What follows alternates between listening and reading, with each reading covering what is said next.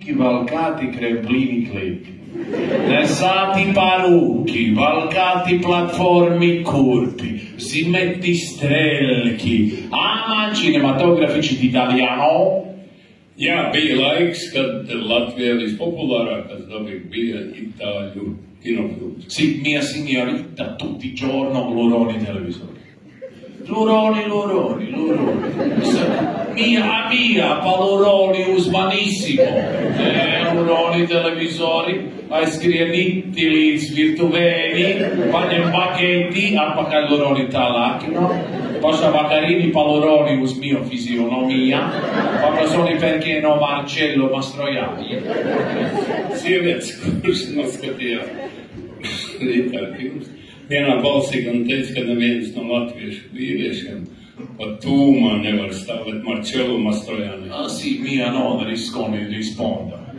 Non rispondi da putti ar mīklas rūļi pa galvu. Neviena mīnī tas nav vajadzīgi. Ja, mio ne pasacītie nav Sofija Lorena, ne Vīči Artmane. Nu, vīrieši atkal vienā balsī teica, ka neviens sieviete nevar tuvoties Sofijai Lorena, nu pat nevienai Artmanas. Una giorno tas viss piegriezissimo maximalone, maximalismo līdz ūki, līdz brošīni, līdz caklissimo, Afniconi e mio scripto uno parodia o cinematografici d'italiano filmo. Man tas apnika. Līdz kurai vietai tur bija? Tur bija tie divi, brošīni un ukīni. Kur tas ir? Kurā vietā? Ukīni ir aiz zobīni.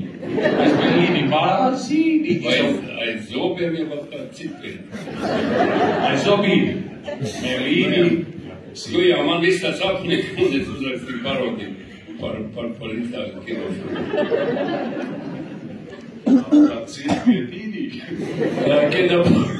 Che da volte Gaddafi e Schmerli giunto in studio, passacca in studio, Arlirlini, studioissimo, Riga cinematografici, studio Passale la macchina.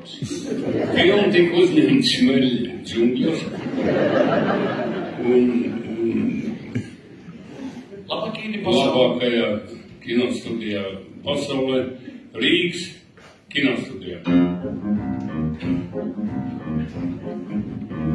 Tot l'ultima,